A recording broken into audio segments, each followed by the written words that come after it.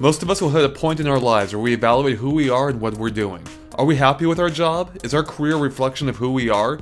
And if it is that who we really want to be? Wreck-It Ralph is the villain in a classic arcade game called Fix-It Felix Jr., and he grapples with these very questions just as his game celebrates its 30th anniversary. I don't want to be the bad guy anymore. You can't mess with the program, Ralph. You're not going turbo, are you? Turbo? No, I'm not going turbo. Come on, guys. Is it turbo to want a friend? Or a medal? Or a piece of pie every once in a while? Is it turbo to want more out of life? Yes. Ralph, we get it. But we can't change who we are. And the sooner you accept that, the better off your game and your life will be. These are some pretty deep issues, but Wreck-It Ralph explores them and more with a lighthearted touch as Ralph leaves his very own game to explore if other video games will allow him to be the good guy for once. But his actions carry two giant risks. For one, with Ralph missing from Fix-It Felix Jr., the game will be unplayable and thus risks being unplugged by the arcade's owner, which would leave everyone else inside homeless. Hey, are you a hobo? A fate that befell even poor Hubert here. And secondly, if Ralph dies outside his own game, that's it. It's game over permanently. So there's a lot at stake as we join Ralph in his adventure that takes us to the front lines of war and hero's duty. I bet you really gotta watch where you step in a game called Hero's Duty.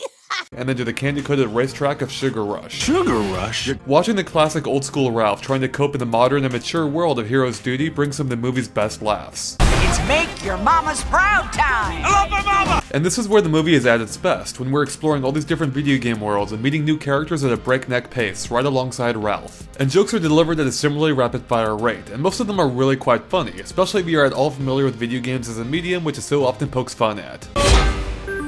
Why do I fix everything I touch? But you don't have to be a gamer to appreciate the movie's sense of humor, as there's plenty of jokes for everyone to enjoy. Hey, why are your hands so freakishly big? I don't know. Why are you so freakishly annoying? Fortunately, there's far more than just jokes here, as the movie also has heart. As we come to discover, Ralph isn't the only one with issues, as almost everyone else he meets is broken in some way. And seeing how Ralph's actions directly impact these other characters is one of the movie's strengths. I actually found the movie surprisingly touching at a few points, even if it never quite reaches the emotional heights of Disney's or Pixar's best. For one, I found the film's antagonists to be a little weak, particularly by Disney's standards. But the more pressing issue are the drastic changes in setting and pace toward the latter half of the movie. While in the first half we follow Ralph as he bounces between 3 different locations and meets several different characters, all before winding up in the world of Sugar Rush where he meets even more people, that's also where things grind to a halt since nearly the entire rest of the movie takes place in that one location. And it's hurt further by the fact that this sweet-based world isn't especially interesting in and of itself. In fact, it almost feels like an entirely different movie here, as it largely forgoes the video game references, save for a few plot-critical ones, in favor, or should I say flavor, of a ton of candy-based jokes. Now don't get me wrong, some of them are very funny, but it starts to feel a little forced, almost as if they ran out of video game-related jokes and had to make up for it with some candy-based ones.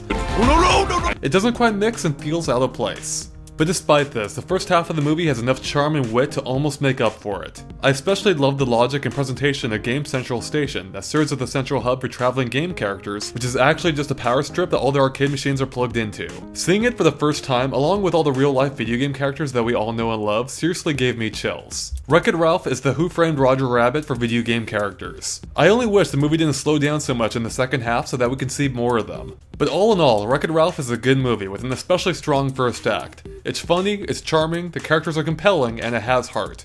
It's just a shame the second half drags down what could have been a great movie. I'm giving Wreck-It Ralph 3.5 stars out of 5. Thanks for watching, and make sure to stay tuned to GameXplain.com for more gaming features.